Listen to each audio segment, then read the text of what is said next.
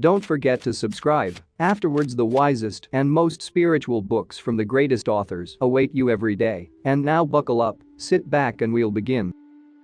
Carlos Castaneda. Book 1. The Preliminaries of Seeing. On June 10, 1968, I started on a long journey with Don Juan to participate in a midget. I had been waiting for this opportunity for months, yet I was not really sure I wanted to go. I thought my hesitation was due to my fear that at a pay-it meeting, I would have to ingest pay-it, and I had no intention whatsoever of doing that. I had repeatedly expressed those feelings to Don Juan. He laughed patiently at first, but finally he firmly stated that he did not want to hear one more thing about my fear. As far as I was concerned, a midget was ideal ground for me to verify the schemata I had constructed. For one thing, I had never completely abandoned the idea that a covert leader was necessary at such a meeting in order to ensure agreement among the participants. Somehow I had the feeling that Don Juan had discarded my idea for reasons of his own, since he deemed it more efficacious to explain everything that took place at a midget in terms of seeing. I thought that my interest in finding a suitable explanation in my own terms was not in accordance with what he himself wanted me to do, therefore he had to discard my rationale, as he was accustomed to doing with whatever did not conform to his system. Right before we started on the journey, Don Juan eased my apprehension about having to ingest pay-it by telling me that I was attending the meeting only to watch. I felt elated. At that tune I was almost certain I was going to discover the covert procedure by which the participants arrive at an agreement. It was late afternoon when we left. The sun was almost on the horizon. I felt it on my neck and wished I had a Venetian blind in the rear window of my car. From the top of a hill I could see down into a huge valley. The road was like a black ribbon laid flat over the ground, up and down innumerable hills. I followed it with my eyes for a moment before we began descending. It ran due south until it disappeared over a range of low mountains in the distance. Don Juan sat quietly, looking straight ahead. We had not said a word for a long time. It was uncomfortably warm inside the car. I had opened all the windows, but that did not help because it was an extremely hot day. I felt very annoyed and restless. I began to complain about the heat. Don Juan frowned and looked at me quizzically. "It's hot all over Mexico this time of the year," he said. "There is nothing one can do about it." I did not look at him, but I knew he was gazing at me. The car picked up speed going down the slope. I vaguely saw a highway sign, Vado Dip. When I actually saw the dip I was going quite fast, and although I did slow down, we still felt the impact and bobbed up and down on the seats. I reduced the speed considerably. We were going through an area where livestock grazed freely on the sides of the road, an area where the carcass of a horse or a cow run down by a car was a common sight. At a certain point I had to stop completely and let some horses cross the highway. I was getting more restless and annoyed. I told Don Juan that it was the heat. I said that I had always disliked the heat since my childhood, because every summer I used to feel suffocated, and I could hardly breathe. "You're not a child now," he said. "The heat still suffocates me." "Well, hunger used to suffocate me when I was a child," he said softly. "To be very hungry was the only thing I knew as a child. And I used to swell up until I could not breathe either. But that was when I was a child. I cannot suffocate now, Neither can I swell like a toad when I am hungry. I didn't know what to say. I felt I was getting myself into an untenable position, and soon I would have to defend a point I really didn't care to defend. The heat was not that bad. What disturbed me was the prospect of driving for over 1,000 miles to our destination. I felt annoyed at the thought of having to exert myself. "Let's stop and get something to eat," I said. "Maybe it won't be so hot once the sun goes down." Don Juan looked at me, smiling, and said that there were not any clean towns for a long stretch, and that he had understood my policy was not to eat from the stands on the roadside. "Don't you fear diarrhea anymore?" he asked. I knew he was being sarcastic, yet he kept an inquisitive and at the same time serious look on his face. "The way you act," he said, "one would think that diarrhea is lurking out there, waiting for you to step out of the car to jump you. You're in a terrible fix. If you escape the heat, diarrhea will eventually get you." Don Juan's tone was so serious that I began to laugh. Then we drove in silence for a long time. When we arrived at a highway stop for trucks called Los Vidrios Glass, it was already quite dark. Don Juan shouted from the car, "What do you have to eat today?" "Pork meat," a woman shouted back from inside. "I hope for your sake that the pig was run down on the road today," Don Juan said to me, laughing. We got out of the car.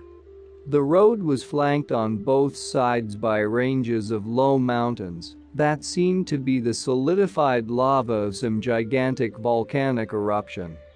In the darkness, the black, jagged peaks were silhouetted against the sky like huge menacing walls of glass slivers. While we ate, I told Don Juan that I could see the reason why the place was called Glass. I said that to me the name was obviously due to the glass sliver shape of the mountains. Don Juan said in a convincing tone that the place was called Los Vidrios because a truck loaded with glass had overturned on that spot, and the glass shreds were left lying around the road for years. I felt he was being facetious and asked him to tell me if that was the real reason. "Why don't you ask someone here?" he said. I asked a man who was sitting at a table next to ours. He said apologetically that he didn't know. I went into the kitchen and asked the women there if they knew, but they all said they didn't, that the place was just called Glass. "I believe I'm right," Don Juan said in a low voice. "Mexicans are not given to noticing things around them. I'm sure they can't see the glass mountains, but they surely can leave a mountain of glass shreds lying around for years." We both found the image funny and laughed. When we had finished eating, Don Juan asked me how I felt. I told him fine, but I really felt somewhat queasy.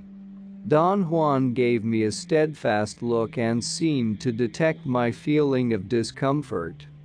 "Once you decided to come to Mexico, you should have put all your petty fears away," he said very sternly. "Your decision to come should have vanquished them. You came because you wanted to come. That's the warrior's way. I have told you time and time again, the most effective way to live is as a warrior. Worry and think before you make any decision, but once you make it, be on your way free from worries or thoughts. There will be a million other decisions still awaiting you. That's the warrior's way." I believe I do that, Don Juan, at least some of the time. It's very hard to keep on reminding myself, though. A warrior thinks of his death when things become unclear. That's even harder, Don Juan. For most people, death is very vague and remote. We never think of it. Why not? Why should we? Very simple, he said. Because the idea of death is the only thing that tempers our spirit. By the time we left Los Vidrios, it was so dark that the jagged silhouette of the mountains had emerged into the darkness of the sky. We drove in silence for more than an hour. I felt tired. It was as though I didn't want to talk because there was nothing to talk about. The traffic was minimal. Few cars passed by from the opposite direction. It seemed as if we were the only people going south on the highway. I thought that was strange, and I kept on looking in the rear view mirror to see if there were other cars coming from behind, but there were none. After a while I stopped looking for cars and began to dwell again on the prospect of our trip. Then I noticed that my headlights seemed extremely bright in contrast with the darkness all around, and I looked again in the rear view mirror. I saw a bright glare first, and then 2 points of light that seemed to have emerged from the ground. They were the headlights of a car on a hilltop in the distance behind us. They remained visible for a while, then they disappeared into the darkness as if they had been scooped away. After a moment they appeared on another hilltop, and then they disappeared again. I followed their appearances and disappearances in the mirror for a long time. At one point it occurred to me that the car was gaining on us. It was definitely closing in. The lights were bigger and brighter. I deliberately stepped on the gas pedal. I had a sensation of uneasiness. Don Juan seemed to notice my concern, or perhaps he was only noticing that I was speeding up. He looked at me first, then he turned around and looked at the distant headlights. He asked me if there was something wrong with me. I told him that I had not seen any cars behind us for hours, and that suddenly I had noticed the lights of a car that seemed to be gaining on us all the time. He chuckled and asked me if I really thought it was a car. I told him that it had to be a car, and he said that my concern revealed to him that, somehow, I must have felt that whatever was behind us was something more than a mere car. I insisted that I thought it was just another car on the highway, or perhaps a truck. What else can it be? I said loudly. Don Juan's probing had put me on edge. He turned and looked straight at me, then he nodded slowly, as if measuring what he was going to say. "Those are the lights on the head of death," he said softly. "Death puts them on like a hat and then shoots off on a gallop. Those are the lights of death on the gallop gaining on us, getting closer and closer." A chill ran up my back. After a while I looked in the rear view mirror again, but the lights were not there anymore. I told Don Juan that the car must have stopped or turned off the road. He did not look back. He just stretched his arms and yawned. "No," he said. "Death never stops. Sometimes it turns off its lights, that's all." We arrived in northeastern Mexico June 13. 2 old Indian women, who looked alike and seemed to be sisters, and 4 girls were gathered at the door of a small adobe house. There was a hut behind the house and a dilapidated barn that had only part of its roof and one wall left. The women were apparently waiting for us. They must have spotted my car by the dust it raised on the dirt road after I left the paved highway a couple of miles away. The house was in a deep valley, and viewed from the door the highway looked like a long scar high up on the side of the green hills. Don Juan got out of the car and talked with the old women for a moment. They pointed to some wooden stools in front of the door. Don Juan signaled me to come over and sit down. One of the old women sat with us, the rest went inside the house. 2 of the girls remained by the door, examining me with curiosity. I waved at them, they giggled and ran inside. After a few minutes, two young men came over and greeted Don Juan. They did not speak to me or even look at me. They talked to Don Juan briefly, then he got up and all of us, including the women, walked to another house, perhaps half a mile away. We met there with another group of people. Don Juan went inside but told me to stay by the door. I looked in and saw an old Indian man around Don Juan's age sitting on a wooden stool. It was not quite dark. A group of young Indian men and women were standing quietly around an old truck parked in front of the house. I talked to them in Spanish, but they deliberately avoided answering me. The women giggled every time I said something, and the men smiled politely and turned their eyes away. It was as if they did not understand me, yet I was sure all of them spoke Spanish, because I had heard them talking among themselves. After a while, Don Juan and the other old man came out and got into the truck and sat next to the driver. That appeared to be a signal for everyone to climb onto the flatbed of the truck. There were no side railings, and when the truck began to move, we all hung onto a long rope that was tied to some hooks on the chassis. The truck moved slowly on the dirt road. At one point, on a very steep slope, it stopped and everybody jumped down and walked behind it. Then two young men hopped onto the flatbed again and sat on the edge without using the rope. The women laughed and encouraged them to maintain their precarious position. Don Juan and the old man, who was referred to as Don Silvio, walked together and did not seem to be concerned with the young men's histrionics. When the road leveled off, everybody got on the track again. We rode for about an hour. The floor was extremely hard and uncomfortable, so I stood up and held onto the roof of the cab and rode that way until we stopped in front of a group of shacks. There were more people there. It was very dark by then, and I could see only a few of them in the dim, yellowish light of a kerosene lantern that hung by an open door. Everybody got off the truck and mingled with the people in the houses. Don Juan told me again to stay outside. I leaned against the front fender of the truck, and after a minute or two I was joined by three young men. I had met one of them 4 years before at a previous minute. He embraced me by grabbing my forearms. "You're fine," he whispered to me in Spanish. We stayed very quietly by the truck. It was a warm, windy night. I could hear the soft rumble of a stream close by.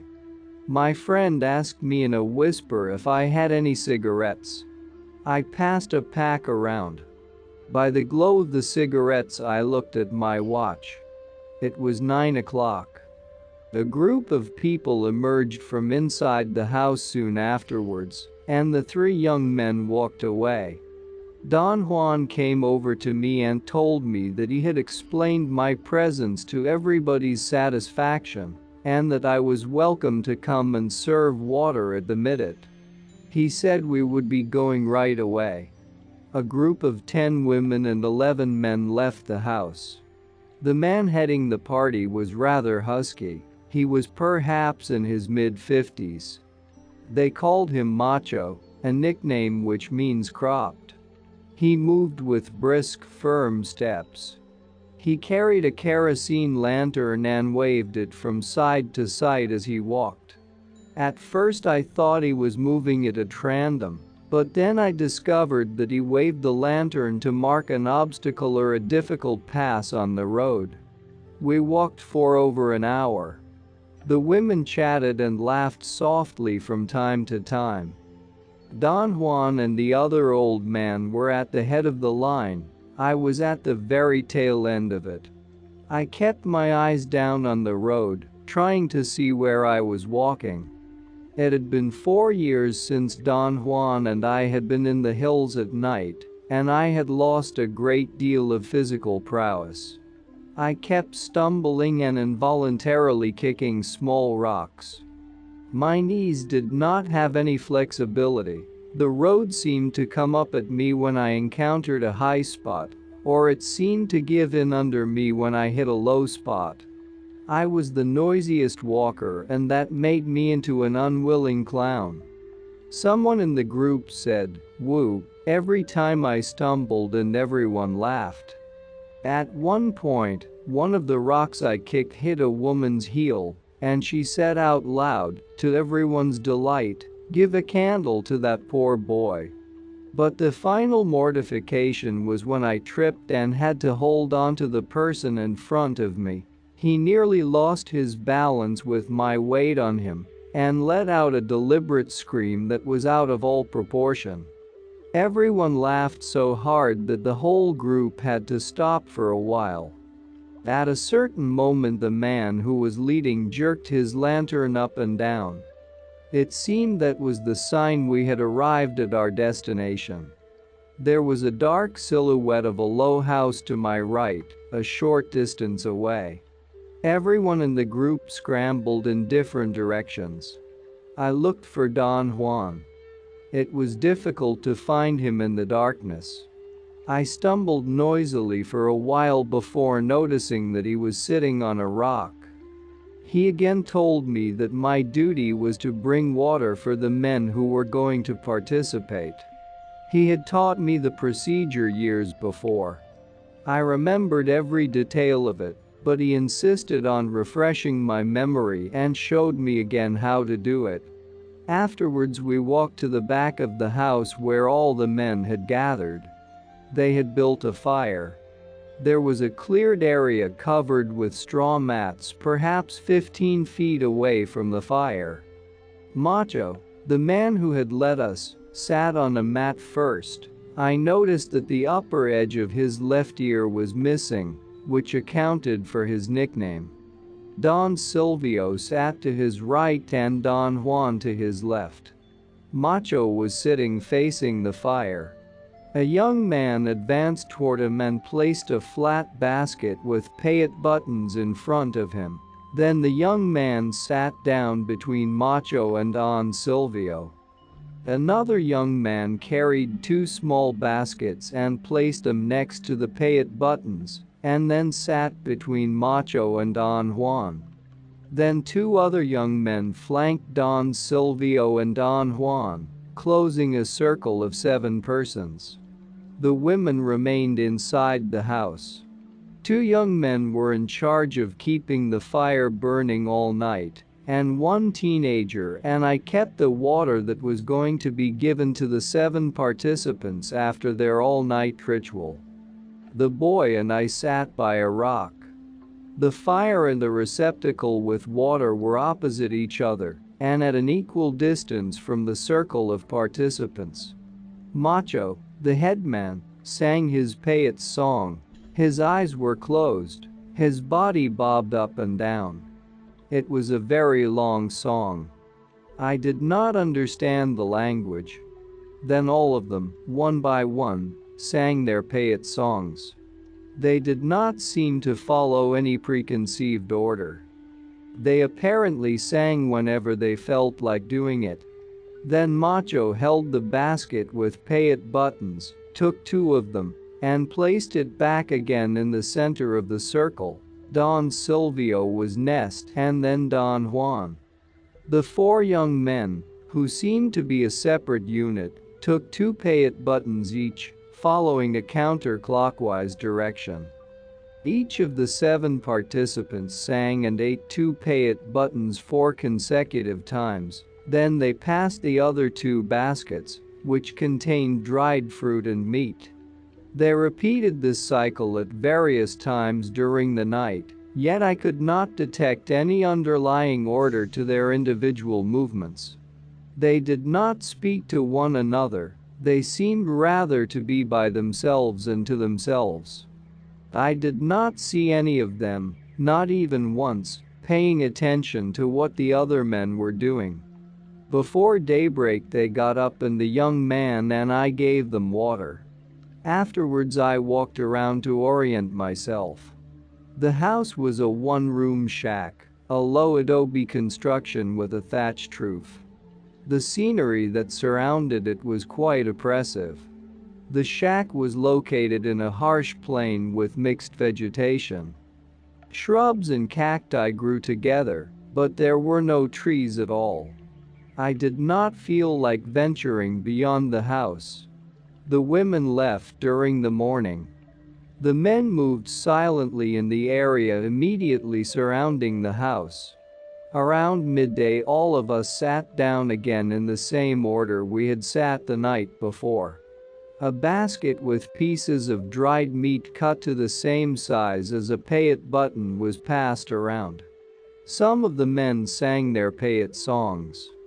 After an hour or so, all of them stood up and went off in different directions. The women had left a pot of gruel for the fire and water attendants. I ate some of it and then I slept most of the afternoon. After dark, the young men in charge of the fire built another one, and the cycle of intaking pay-it buttons began again. It followed roughly the same order as the preceding night, ending at daybreak. During the course of the night, I struggled to observe and record every single movement performed by each of the 7 participants, in hopes of discovering the slightest form of a detectable system of verbal or nonverbal communication among them. There was nothing in their actions, however, that revealed an underlying system. In the early evening, the cycle of intaking pay-it was renewed. By morning, I knew that I had completely failed to find clues that would point out the covert leader, or to discover any form of covert communication among them or any traces of their system of agreement. For the rest of the day, I sat by myself and tried to arrange my notes. When the men gathered again for the 4th night, I knew somehow that this was to be the last meeting. Nobody had mentioned anything about it to me, yet I knew they would disband the next day. I sat by the water again, and everyone else resumed his position in the order that had already been established. The behavior of the 7 men in the circle was a replica of what I had observed during the 3 previous nights. I became absorbed in their movements as I had done before. I wanted to record everything they did, every movement, every utterance, every gesture. At a certain moment, I heard a sort of beep in my ear. It was a common sort of buzzing in the ear, and I did not pay attention to it. The beep became louder, yet it was still within the range of my ordinary bodily sensations. I remembered dividing my attention between watching the men and listening to the buzzing I was hearing. Then, at a given instant, the faces of the men seemed to become brighter. It was as if a light had been turned on. But it was not quite like an electric light, or a lantern, or the reflection of the fire on their faces. It was rather an iridescence, a pink luminosity, very tenuous, yet detectable from where I was. The buzzing seemed to increase. I looked at the teenage boy who was with me, but he had fallen asleep. The pink luminosity became more noticeable by then. I looked at Don Juan. His eyes were closed, so were Don Silvio's, and so were Macho's. I could not see the eyes of the 4 younger men, because 2 of them were bent forward, and the other 2 had their backs turned to me. I became even more involved in watching. Yet I had not fully realized that I was actually hearing a buzzing and was actually seeing a pinkish glow hovering over the men. After a moment, I became aware that the tenuous pink light and the buzzing were very steady. I had a moment of intense bewilderment, and then a thought crossed my mind, a thought that had nothing to do with the scene I was witnessing, nor with the purpose I had in mind for being there. I remembered something my mother had told me once when I was a child. The thought was distracting and very inappropriate, I tried to discard it and involve myself again in my assiduous watching, but I could not do it. The thought recurred, it was stronger, more demanding, and then I clearly heard my mother's voice calling me. I heard the shuffling of her slippers and then her laughter. I turned around looking for her. I conceived that I was going to be transported in time by some sort of hallucination or mirage, and I was going to see her, but I saw only the boy sleeping beside me. To see him jolted me and I experienced a brief moment of ease, of sobriety. I looked again at the group of men. They had not changed their positions at all. However, the luminosity was gone, and so was the buzzing in my ears. I felt relieved. I thought that the hallucination of hearing my mother's voice was over. Her voice had been so clear and vivid. I said to myself over and over that for an instant the voice had almost trapped me. I noticed vaguely that Don Juan was looking at me, but that did not matter. It was the memory of my mother's voice calling me that was mesmerizing. I struggled desperately to think about something else. And then I heard her voice again, as clearly as if she had been behind me. She called my name. I turned quickly, but all I saw was the dark silhouette of the shack and the shrubs beyond it. Hearing my name caused me the most profound anguish. I whined involuntarily. I felt cold and very lonely and I began to weep. At that moment I had the sensation that I needed someone to care for me. I turned my head to look at Don Juan. He was staring at me. I did not want to see him, so I closed my eyes. And then I saw my mother. It was not the thought of my mother, the way I think of her ordinarily. This was a clear vision of her, standing by me. I felt desperate. I was trembling and wanted to escape. The vision of my mother was too disturbing, too alien to what I was pursuing in that pay-it meeting. There was apparently no conscious way to avoid it. Perhaps I could have opened my eyes if I really wanted the vision to vanish, but instead I examined it in detail. My examination was more than merely looking at her, it was a compulsive scrutiny and assessment. A very peculiar feeling enveloped me as if it were an outside force, and I suddenly felt the horrendous burden of my mother's love. When I heard my name I was torn apart. The memory of my mother filled me with anguish and melancholy, but when I examined her, I knew that I had never liked her. This was a shocking realization. Thoughts and images came to me as an avalanche. The vision of my mother must have vanished in the meantime, it was no longer important. I was no longer interested in what the Indians were doing either. In fact, I had forgotten the minute. I was absorbed in a series of extraordinary thoughts, extraordinary because they were more than thoughts. These were complete units of feeling that were emotional certainties, indisputable evidences about the nature of my relationship with my mother. At a certain moment these extraordinary thoughts ceased to come. I noticed that they had lost their fluidity and their quality of being complete units of feeling. I had begun to think about other things. My mind was rambling. I thought of other members of my immediate family, but there were no images to accompany my thoughts. Then I looked at Don Juan. He was standing. The rest of the men were also standing, and then they all walked toward the water. I moved aside and nudged the boy who was still asleep. I related to Don Juan the sequence of my astounding vision almost as soon as he got into my car. He laughed with great delight and said that my vision was a sign, an omen as important as my first experience with Mescalito. I remembered that Don Juan had interpreted the reactions I had when I first ingested payat as an all-important omen. In fact, he decided to teach me his knowledge because of it. Don Juan said that during the last night of the midnight Mescalito had hovered over me so obviously that everyone was forced to turn toward me, and that was why he was staring at me when I looked at him.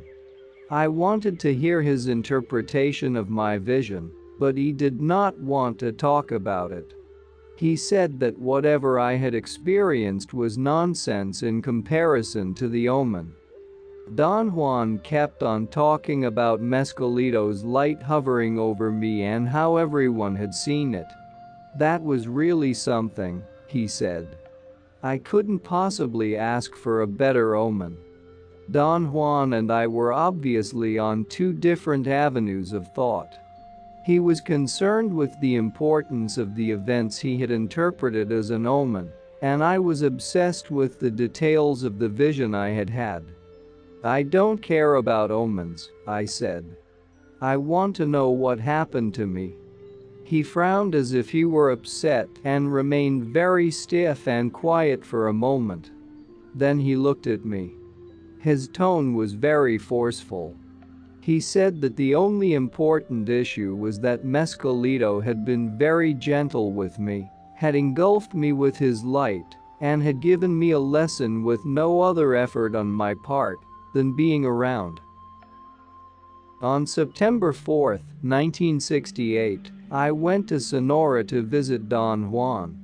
Following a request he had made during my previous visit to him, I stopped on the way, in Hermosillo, to buy him a non-commercial tequila called Bacanora. His request seemed very odd to me at the time, since I knew he disliked drinking, but I bought 4 bottles and put them in a box along with other things I had brought for him. "Why, you got 4 bottles?" he said, laughing, when he opened the box. "I asked you to buy me one. I believe you thought that Bacanora was for me, but it's for my grandson Lucio, and you have to give it to him as though it's a personal gift of your own." I had met Don Juan's grandson 2 years before. He was 28 years old then. He was very tall, over 6 feet, and was always extravagantly well dressed for his means and in comparison to his peers. While the majority of Yaquis wear khakis and Levi's, straw hats, and homemade sandals called guarakes, Lucio's outfit was an expensive black leather jacket with frills of turquoise beads, a Texan cowboy hat, and a pair of boots that were monogrammed and hand-decorated. Lucio was delighted to receive the liquor and immediately took the bottles inside his house, apparently to put them away. Don Juan made a casual comment that one should never hoard liquor and drink alone. Lucio said he was not really hoarding, but was putting it away until that evening, at which time he was going to invite his friends to drink with him. That evening around 7 o'clock I returned to Lucio's place. It was dark. I made out the vague silhouette of 2 people standing under a small tree. It was Lucio and one of his friends, who were waiting for me and guided me to the house with a flashlight. Lucio's house was a flimsy 2-room, dirt floor, wattle and daub construction. It was perhaps 20 feet long and supported by relatively thin beams of the mesquite tree. It had, as all the houses of the Yaquis have, a flat thatched roof and a 9-foot wide ramada, which is a sort of awning over the entire front part of the house. A ramada roof is never thatched. It is made of branches arranged in a loose fashion, giving enough shade and yet permitting the cooling breeze to circulate freely. As I entered the house I turned on my tape recorder, which I kept inside my briefcase. Lucio introduced me to his friends. There were 8 men inside the house, including Don Juan. They were sitting casually around the center of the room under the bright light of a gasoline lantern that hung from a beam. Don Juan was sitting on a box. I sat facing him at the end of a 6-foot bench made with a thick wooden beam nailed on 2 prongs planted in the ground. Don Juan had placed his hat on the floor beside him. The light of the gasoline lantern made his short white hair look more brilliantly white. I looked at his face. The light had also enhanced the deep wrinkles on his neck and forehead and made him look darker and older. I looked at the other men. Under the greenish-white light of the gasoline lantern, all of them looked tired and old. Lucio addressed the whole group in Spanish and said in a loud voice that we were going to drink 1 bottle of Bacanora that I had brought for him from Hermosillo. He went into the other room, brought out a bottle, uncorked it, and gave it to me along with a small tin cup. I poured a very small amount into the cup and drank it. The Bacanora seemed to be more fragrant and more dense than regular tequila, and stronger too. It made me cough. I passed the bottle and everyone poured himself a small drink, everyone except Don Juan. He just took the bottle and placed it in front of Lucio, who was at the end of the line. All of them made lively comments about the rich flavor of that particular bottle, and all of them agreed that the liquor must have come from the high mountains of Chihuahua. The bottle went around a second time. The men smacked their lips, repeated their statements of praise, and engaged themselves in a lively discussion about the noticeable differences between the tequila made around Guadalajara and that made at a high altitude in Chihuahua. During the second time around, Don Juan again did not drink, and I poured only a dab for myself, but the rest of them filled the cup to the brim. The bottle went around once more and was finished. "Get the other bottles, Lucio," Don Juan said. Lucio seemed to vacillate, and Don Juan quite casually explained to the others that I had brought 4 bottles for Lucio. Benigno, a young man of Lucio's age, looked at the briefcase that I had placed inconspicuously behind me and asked if I was a tequila salesman. Don Juan answered that I was not, and that I had really come to Sonora to see him. "Carlos is learning about Mescalito, and I'm teaching him," Don Juan said. All of them looked at me and smiled politely. Bagia, the woodcutter, a small thin man with sharp features, looked at me fixedly for a moment and then said that the storekeeper had accused me of being a spy from an American company that was planning to do mining in the Yaqui land. They all reacted as if they were indignant at such an accusation. Besides, they all resented the storekeeper, who was a Mexican, or a Yori as the Yaquis say. Lucio went into the other room and returned with another bottle of Bacanora. He opened it, poured himself a large drink, and then passed it around.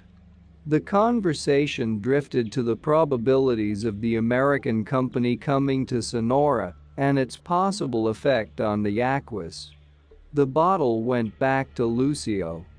He lifted it and looked at its contents to see how much was left. "Tell him not to worry," Don Juan whispered to me.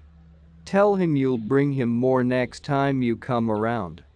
I leaned over to Lucio and assured him that on my next visit, I was going to bring him at least half a dozen bottles. At one moment the topics of conversation seemed to wane away. Don Juan turned to me and said loudly, "Why don't you tell the guys here about your encounters with Mescalito? I think that'll be much more interesting than this idle chat about what will happen if the American company comes to Sonora." "Is Mescalito pay it, Grandpa?" Lucio asked curiously. "Some people call it that way," Don Juan said dryly. I prefer to call it mescalito. That confounded thing causes madness, said Gennaro, a tall, husky, middle-aged man. I think it's stupid to say that mescalito causes madness, Don Juan said softly. Because if that were the case, Carlos would be in a straitjacket this very moment, instead of being here talking to you. He has taken it and look at him. He is fine. Bagia smiled and replied shyly, who can tell? And everybody laughed. Look at me then, Don Juan said. I've known mescalito nearly all my life, and it has never hurt me. The men did not laugh, but it was obvious that they were not taking him seriously. On the other hand, Don Juan went on, it's true that mescalito drives people crazy, as you said, but that's only when they come to him without knowing what they're doing. Esquire, an old man who seemed to be Don Juan's age, chuckled softly as he shook his head from side to side. What do you mean by knowing Juan? He asked. The last time I saw you, you were saying the same thing. People go really crazy when they take that pay-it stuff, Gennaro continued. I've seen the Huichol Indians eating it. They acted as if they had rabies. They frothed and puked and pissed all over the place. You could get epilepsy from taking that confounded thing. That's what Mr. Salas, the government engineer, told me once. And epilepsy is for life, you know. That's being worse than animals, Bagia added solemnly. You saw only what you wanted to see about the Huichol Indians, Gennaro, Don Juan said. For one thing, you never took the trouble of finding out from them what it's like to get acquainted with mescalito. Mescalito has never made anyone epileptic, to my knowledge. The government engineer is a Yori, and I doubt that a Yori knows anything about it. You really don't think that all the thousands of people who know mescalito are crazy, do you? They must be crazy, or pretty nearly so, to do a thing like that, answered Gennaro. But if all those thousands of people were crazy at the same time, who would do their work? How would they manage to survive? Don Juan asked.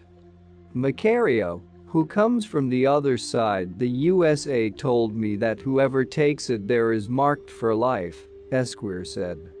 Macario is lying if he says that, Don Juan said. I'm sure he doesn't know what he's talking about. He really tells too many lies, said Benigno. Who's Macario? I asked.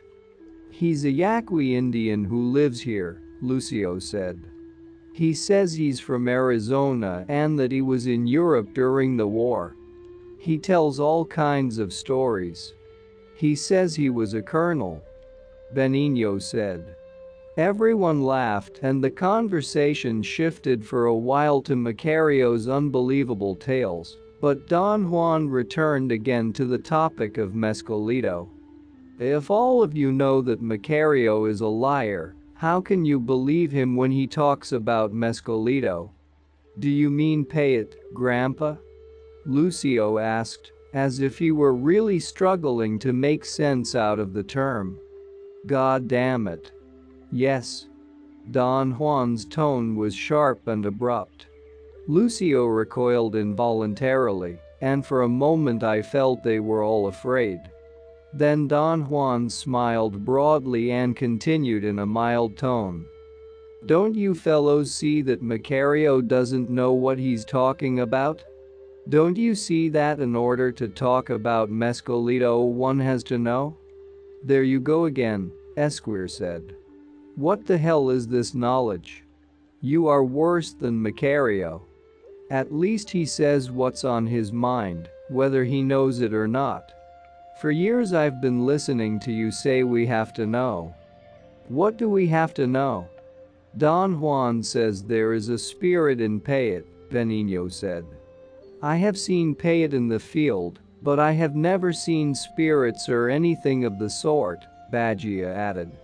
Mescalito is like a spirit, perhaps, Don Juan explained. But whatever he is doesn't become clear until one knows about him. Esquire complains that I have been saying this for years. Well, I have. But it's not my fault that you don't understand. Bagia says that whoever takes it becomes like an animal. Well, I don't see it that way. To me, those who think they are above animals live worse than animals. Look at my grandson here. He works without rest. I would say he lives to work, like a mule. And all he does that is not animal-like is to get drunk. Everybody laughed. Victor, a very young man who seemed to be still in adolescence, laughed in a pitch above everybody else. Eligio, a young farmer, had not uttered a single word so far. He was sitting on the floor to my right, with his back against some sacks of chemical fertilizer that had been piled inside the house to protect them from the rain. He was one of Lucio's childhood friends, powerful-looking and, although shorter than Lucio, more stocky and better built. Eligio seemed concerned about Don Juan's words. Bagia was trying to come back with a comment, but Eligio interrupted him. In what way would pay change all this? He asked. It seems to me that a man is born to work all his life, like mules do. Mescalito changes everything, Don Juan said, yet we still have to work like everybody else, like mules. I said there was a spirit inside Mescalito because it is something like a spirit which brings about the change in men. A spirit we can see and can touch, a spirit that changes us, sometimes even against our will. It drives you out of your mind, Genero said, and then of course you believe you've changed. True? How can it change us? Eligio insisted. He teaches us the right way to live, Don Juan said. He helps and protects those who know him. The life you fellows are leading is no life at all. You don't know the happiness that comes from doing things deliberately. You don't have a protector. What do you mean? Genero said indignantly. We certainly have. Our Lord Jesus Christ, and our Mother the Virgin, and the little Virgin of Guadalupe. Aren't they our protectors? Fine bunch of protectors. Don Juan said mockingly. Have they taught you a better way to live? That's because people don't listen to them, Genero protested, and they only pay attention to the devil. If they were real protectors they would force you to listen, Don Juan said. If Mescalito becomes your protector you will have to listen whether you like it or not, because you can see him, and you must take heed of what he says. He will make you approach him with respect. Not the way you fellows are accustomed to approach your protectors. What do you mean, Juan? Esquire asked. What I mean is that for you to come to your protectors means that one of you has to play a fiddle, and a dancer has to put on his mask and leggings and rattles and dance, while the rest of you drink. You, Benigno, you were a dancer once, tell us about it. I gave it up after 3 years, Benigno said. It's hard work. Ask Lucio, Esquire said satirically. He gave it up in 1 week. Everybody laughed except Don Juan. Lucio smiled, seemingly embarrassed, and gulped down 2 huge swallows of bacanora. It is not hard, it is stupid, Don Juan said. Ask Valencio, the dancer, if he enjoys dancing. He does not. He got accustomed to it, that's all. I've seen him dance for years, and every time I have, I've seen the same movements badly executed. He takes no pride in his art except when he talks about it. He has no love for it, therefore year after year he repeats the same motions. What was bad about his dancing at the beginning has become fixed. He cannot see it any longer. He was taught to dance that way, Eligio said. I was also a dancer in the town of Torum. I know you must dance the way they teach you. Valencio is not the best dancer anyway, Esquire said. There are others. How about Sakatica? Sakatica is a man of knowledge. He is not in the same class with you fellows, Don Juan said sternly. He dances because that's the bent of his nature. All I wanted to say was that you, who are not dancers, do not enjoy it. Perhaps if the dances are well performed, some of you will get pleasure. Not many of you know that much about dancing, though, therefore you are left with a very lousy piece of joy. This is why you fellows are all drunkards. Look at my grandson here. Cut it out, Grandpa. Lucio protested. He's not lazy or stupid, Don Juan went on, but what else does he do besides drink? He buys leather jackets. General remarked, and the whole audience roared. Lucio gulped down more bacanora. And how is Payet going to change that? Eligio asked. If Lucio would seek the protector, Don Juan said, his life would be changed. I don't know exactly how, but I am sure it would be different. He would stop drinking, is that what you mean? Eligio insisted. Perhaps he would. He needs something else besides tequila to make his life satisfying. And that something, whatever it may be, might be provided by the protector. Then Payet must taste very good, Eligio said. I didn't say that, Don Juan said. How in the hell are you going to enjoy it if it doesn't taste good? Eligio said. It makes one enjoy life better, Don Juan said. But if it doesn't taste good, how could it make us enjoy our lives better? Eligio persisted. It doesn't make sense. Of course it makes sense, Gennaro said with conviction. Payet makes you crazy and naturally you think you're having a great time with your life, no matter what you do. They all laughed again. It does make sense, Don Juan proceeded, undisturbed, if you think how little we know and how much there is to see. Booze is what makes people crazy. It blurs the images. Mescalito, on the other hand, sharpens everything. It makes you see so very well. So very well. Lucio and Benigno looked at each other and smiled as though they had already heard the story before. Gennaro and Esquire grew more impatient and began to talk at the same time. Victor laughed above all the other voices. The only one interested seemed to be Eligio. How can Payet do all that? He asked. In the first place, Don Juan explained, you must want to become acquainted with him, and I think this is by far the most important thing.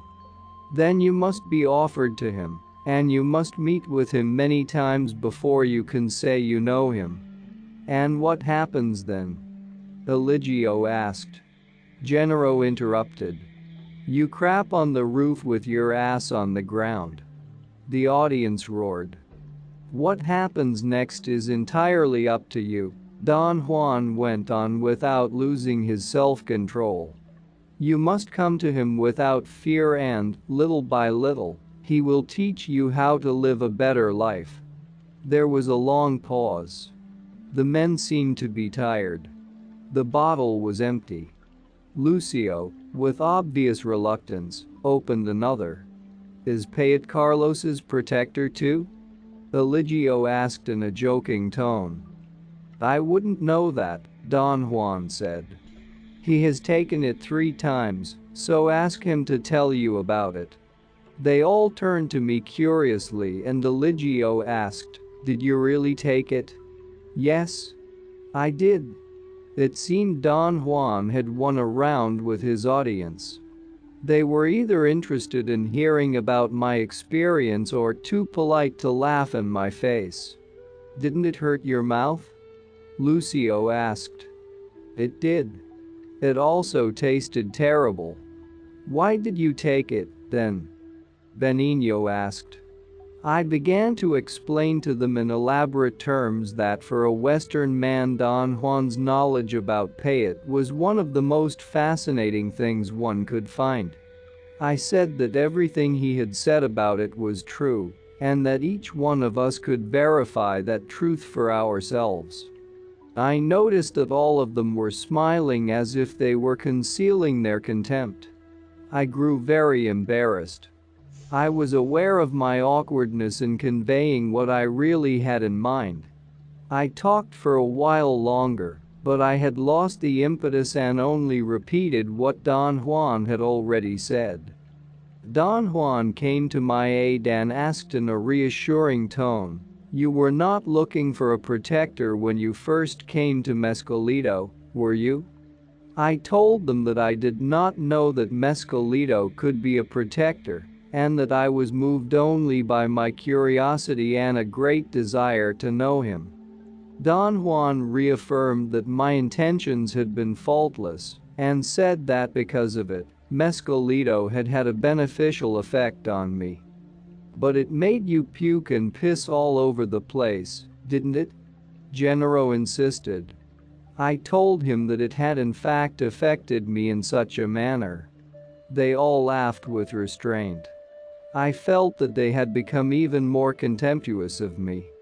They didn't seem to be interested, except for Eligio, who was gazing at me. "What did you see?" he asked. Don Juan urged me to recount for them all or nearly all the salient details of my experiences, so I described the sequence in the form of what I had perceived. When I finished talking, Lucio made a comment. "If Payet is that weird, I'm glad I've never taken it." "It is just like I said," Gennaro said to Baggio. "That thing makes you insane." But Carlos is not insane now. "How do you account for that?" Don Juan asked Gennaro. "How do we know he isn't?" Gennaro retorted. They all broke out laughing, including Don Juan. "Were you afraid?" Benigno asked. "I certainly was." "Why did you do it, then?" Eligio asked. "He said he wanted to know," Lucio answered for me. "I think Carlos is getting to be like my grandpa. Both have been saying they want to know, but nobody knows what in the hell they want to know. It is impossible to explain that knowing," Don Juan said to Eligio, "because it is different for every man. The only thing which is common to all of us is that Mescalito reveals his secrets privately to each man. Being aware of how Gennaro feels, I don't recommend that he meet Mescalito. Yet in spite of my words or his feelings, Mescalito could have a totally beneficial effect on him. But only he could find out, and that is the knowing I have been talking about." Don Juan got up. "It's time to go home," he said. "Lucio is drunk and Victor is asleep." 2 days later, on September 6, Lucio, Benigno, and Eligio came over to the house where I was staying to go hunting with me. They remained silent for a while as I kept on writing my notes. Then Benigno laughed politely as a warning that he was going to say something important. After a preliminary embarrassing silence, he laughed again and said, "Lucio here says that he would take Payet." "Would you really?" I asked. "Yes. I wouldn't mind it." Benigno's laughter came in spurts. "Lucio says he will eat Payet if you buy him a motorcycle." Lucio and Benigno looked at each other and broke out laughing. "How much is a motorcycle in the United States?" Lucio asked.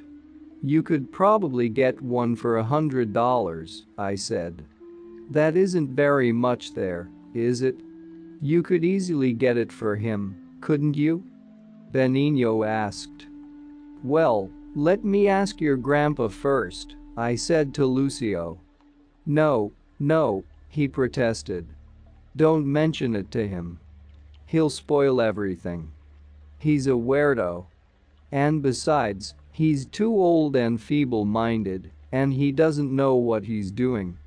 He was a real sorcerer once, Benigno added. I mean a real one.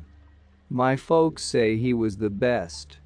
But he took to pay it and became a nobody. Now he's too old. And he goes over and over the same crappy stories about pay it, Lucio said. That pay it is pure crap, Benigno said. You know, we tried it once. Lucio got a whole sack of it from his grandpa. One night as we were going to town we chewed it. Son of a bitch. It cut my mouth to shreds. It tasted like hell. Did you swallow it? I asked. We spit it out, Lucio said, and threw the whole damn sack away. They both thought the incident was very funny. Eligio, in the meantime, had not said a word. He was withdrawn, as usual. He did not even laugh. Would you like to try it, Eligio? I asked. No. Not me. Not even for a motorcycle. Lucio and Benigno found the statement utterly funny and roared again. Nevertheless, Eligio continued, I must admit that Don Juan baffles me. My grandfather is too old to know anything, Lucio said with great conviction. Yeah, he's too old, Benigno echoed. I thought the opinion the two young men had of Don Juan was childish and unfounded. I felt it was my duty to defend his character, and I told them that in my judgment Don Juan was then, as he had been in the past, a great sorcerer, perhaps even the greatest of all. I said I felt there was something about him, something truly extraordinary. I urged them to remember that he was over 70 years old, and yet he was more energetic and stronger than all of us put together. I challenged the young men to prove it to themselves by trying to sneak up on Don Juan. You just can't sneak up on my grandpa, Lucio said proudly. He's a brujo. I reminded them that they had said he was too old and feeble-minded, and that a feeble-minded person does not know what goes on around him. I said that I had marveled at Don Juan's alertness time and time again. No one can sneak up on a brujo, even if he's old, Benigno said with authority. They can gang up on him when he's asleep, though. That's what happened to a man named Sevicas. People got tired of his evil sorcery and killed him. I asked them to give me all the details of that event, but they said it had taken place before their time, or when they were still very young. Eligio added that people secretly believed that Sevicas had been only a fool, and that no one could harm a real sorcerer. I tried to question them further on their opinions about sorcerers. They did not seem to have much interest in the subject. Besides, they were eager to start out and shoot the .22 rifle I had brought. We were silent for a while as we walked toward the thick chaparral, then Eligio, who was at the head of the line, turned around and said to me, Perhaps we're the crazy ones. Perhaps Don Juan is right. Look at the way we live. Lucio and Benigno protested. I tried to mediate. I agreed with Eligio and told them that I myself had felt that the way I lived was somehow wrong. Benigno said that I had no business complaining about my life, that I had money and I had a car. I retorted that I could easily say that they themselves were better off because each owned a piece of land. They responded in unison that the owner of their land was the federal bank. I told them that I did not own my car either, that a bank in California owned it, and that my life was only different, but not better than theirs. By that time we were already in the dense shrubs. We did not find any deer or wild boars, but we got 3 jackrabbits. On our return we stopped at Lucio's house, and he announced that his wife was going to make rabbit stew. Benigno went to the store to buy a bottle of tequila and get us some sodas. When we came back, Don Juan was with him. "Did you find my grandpa at the store buying beer?" Lucio asked, laughing. "I haven't been invited to this reunion," Don Juan said. "I've just dropped by to ask Carlos if he's leaving for Hermosillo. I told him I was planning to leave the next day, and while we talked, Benigno distributed the bottles. Eligio gave his to Don Juan, and since among the Yaquis it is deadly impolite to refuse, even as a courtesy, Don Juan took it quietly. I gave mine to Eligio, and he was obliged to take it. So Benigno in turn gave me his bottle." But Lucio, who had obviously visualized the entire scheme of Yaqui good manners, had already finished drinking his soda. He turned to Benigno, who had a pathetic look on his face, and said, laughing, "They've screwed you out of your bottle." Don Juan said he never drank soda and placed his bottle in Benigno's hands. We sat under the ramada in silence. Eligio seemed to be nervous. He fidgeted with the brim of his hat. "I've been thinking about what you said the other night," he said to Don Juan. "How can pay change our life?" "How?" Don Juan did not answer. He stared fixedly at Eligio for a moment and then began to sing in Yaqui. It was not a song proper, but a short recitation. We remained quiet for a long time. Then I asked Don Juan to translate the Yaqui words for me. "That was only for Yaquis," he said matter-of-factly. I felt dejected. I was sure he had said something of great importance. "Eligio is an Indian," Don Juan finally said to me, "and as an Indian Eligio has nothing. We Indians have nothing. All you see around here belongs to the Yoris. The Yaquis have only their wrath and what the land offers to them freely." Nobody uttered a sound for quite some time, then Don Juan stood up and said goodbye and walked away. We looked at him until he had disappeared behind a bend of the road. All of us seemed to be nervous. Lucio told us in a disoriented manner that his grandfather had not stayed because he hated rabbit stew. Eligio seemed to be immersed in thoughts. Benigno turned to me and said loudly, "I think the Lord is going to punish you and Don Juan for what you're doing." Lucio began to laugh and Benigno joined him. "You're clowning, Benigno," Eligio said somberly. "What you've just said isn't worth a damn." September 15, 1968. It was 9 o'clock Saturday night. Don Juan sat in front of Eligio in the center of the ramada of Lucio's house. Don Juan placed his sack of payet buttons between them and sang while rocking his body slightly back and forth. Lucio, Benigno, and I sat 5 or 6 feet behind Eligio with our backs against the wall. It was quite dark at first. We had been sitting inside the house under the gasoline lantern waiting for Don Juan. He had called us out to the ramada when he arrived and had told us where to sit.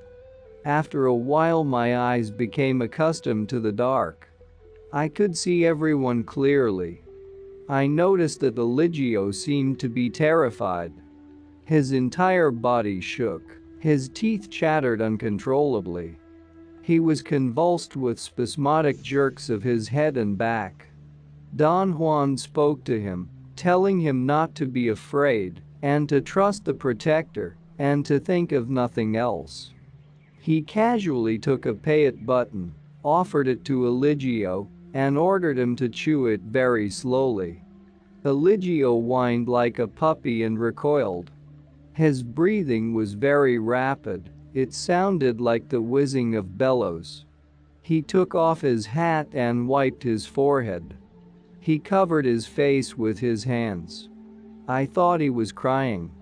It was a very long, tense moment before he regained some control over himself. He sat up straight and, still covering his face with one hand, took the pay it button and began chewing it. I felt a tremendous apprehension. I had not realized until then that I was perhaps as scared as Eligio. My mouth had a dryness similar to that produced by pay it. Eligio chewed the button for a long tune. My tension increased. I began to whine involuntarily as my respiration became more accelerated. Don Juan began to chant louder, then he offered another button to Eligio, and after Eligio had finished it, he offered him dry fruit and told him to chew it very slowly. Eligio got up repeatedly and went to the bushes. At one point he asked for water. Don Juan told him not to drink it, but only swish it in his mouth. Eligio chewed 2 more buttons and Don Juan gave him dry meat. By the time he had chewed his 10th button, I was nearly sick with anxiety. Suddenly Eligio slumped forward and his forehead hit the ground. He rolled on his left side and jerked convulsively. I looked at my watch. It was 20 after 11. Eligio tossed, wobbled, and moaned for over an hour while he lay on the floor. Don Juan maintained the same position in front of him. His pay it songs were almost a murmur. Benigno, who was sitting to my right, looked inattentive. Lucio, next to him, had slumped on his side and was snoring. Eligio's body crumpled into a contorted position.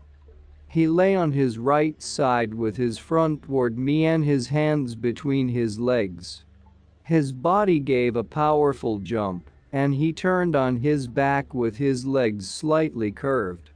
His left hand waved out and up with an extremely free and elegant motion.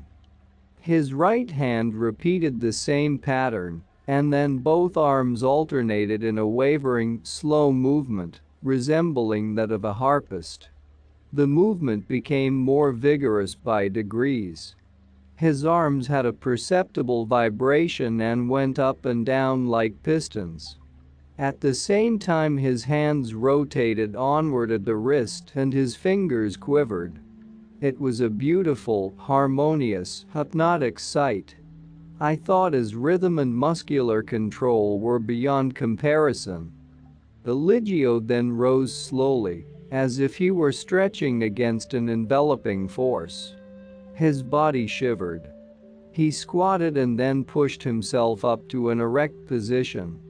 His arms, trunk, and head trembled as if an intermittent electric current were going through them. It was as though a force outside his control was setting him or driving him up. Don Juan's chanting became very loud. Lucchio and Benigno woke up and looked at the scene uninterestedly for a while, and then went back to sleep. Eligio seemed to be moving up and up. He was apparently climbing. He cupped his hands and seemed to grab onto objects beyond my vision. He pushed himself up and paused to catch his breath. I wanted to see his eyes and moved closer to him, but Don Juan gave me a fierce look, and I recoiled to my place. Then Eligio jumped. It was a final, formidable leap.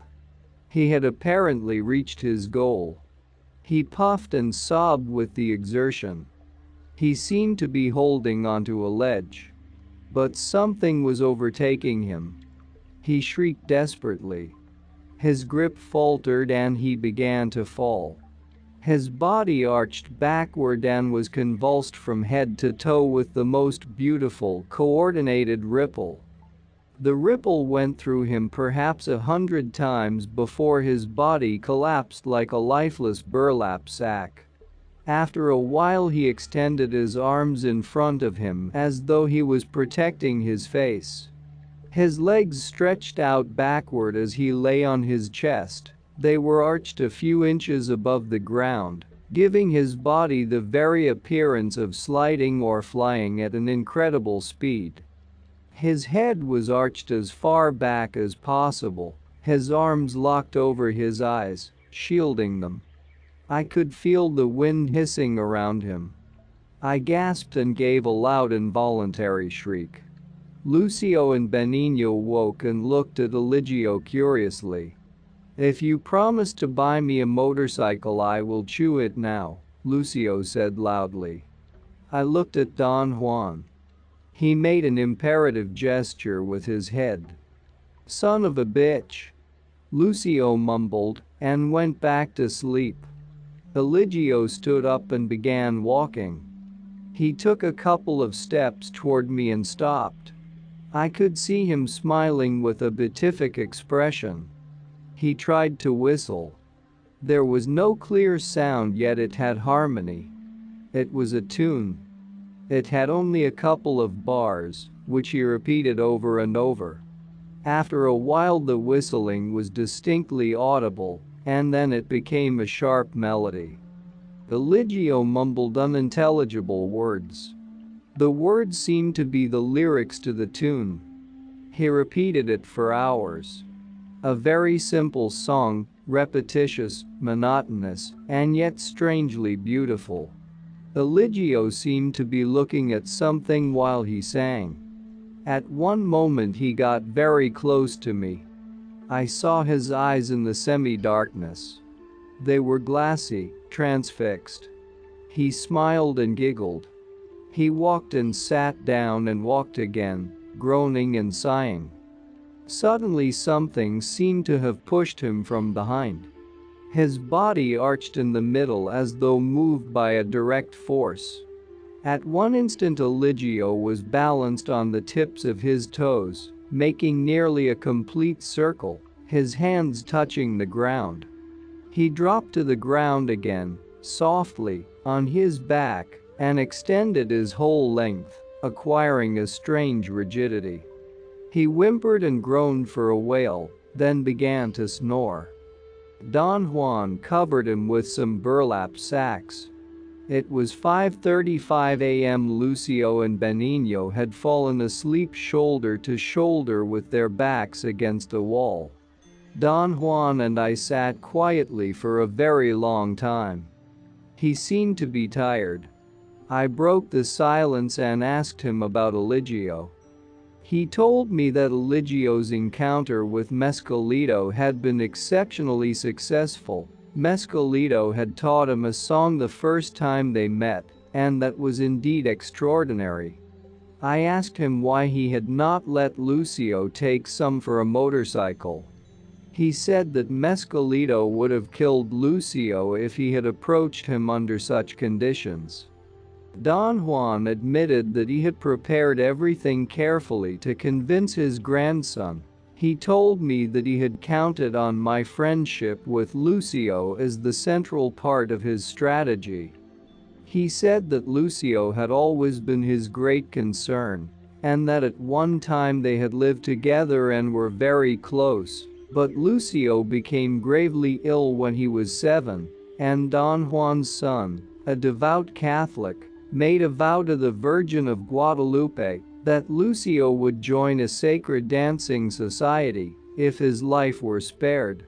Lucio recovered and was forced to carry out the promise. He lasted 1 week as an apprentice and then made up his mind to break the vow.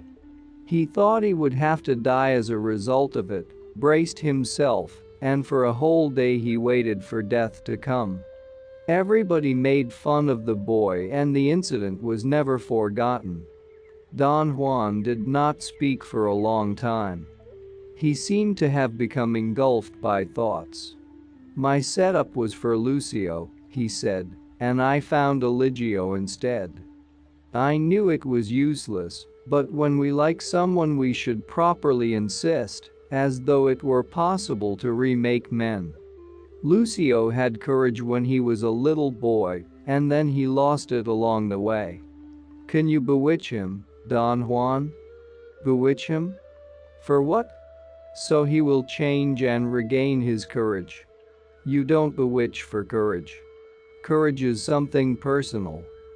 Bewitching is for rendering people harmless or sick or dumb. You don't bewitch to make warriors. To be a warrior you have to be crystal clear, like Eligio. There you have a man of courage. Eligio snored peacefully under the burlap sacks. It was already daylight. The sky was impeccably blue. There were no clouds in sight. I would give anything in this world, I said, to know about Eligio's journey. Would you mind if I asked him to tell me? You should not under any circumstances ask him to do that. Why not? I tell you about my experiences. That's different. It is not your inclination to keep things to yourself. Eligio is an Indian. His journey is all he has. I wish it had been Lucio. Isn't there anything you can do, Don Juan? No. Unfortunately, there is no way to make bones for a jellyfish. It was only my folly. The sun came out. Its light blurred my tired eyes. You've told me time and time again, Don Juan, that a sorcerer cannot have follies. I've never thought you could have any. Don Juan looked at me piercingly. He got up, glanced at Eligio and then at Lucio. He tucked his hat on his head, patting it on its top. It's possible to insist, to properly insist, even though we know that what we're doing is useless, he said, smiling. But we must know first that our acts are useless, and yet we must proceed as if we didn't know it. That's a sorcerer's controlled folly. And that's not all. Our experts and regular viewers respond to all comments. Also check if you forgot to subscribe and set your bell to receive notifications about new audiobooks and other useful self-development materials that we release regularly. Join in the discussions, don't forget to give likes and, if possible and inspired, support the development of the channel financially. All useful links will be in the description and the first attached comment. Goodness, love and wisdom to all. And now move on to watch the next part of the video at the links below, or choose something from the playlists of the channel and those you see on the screen.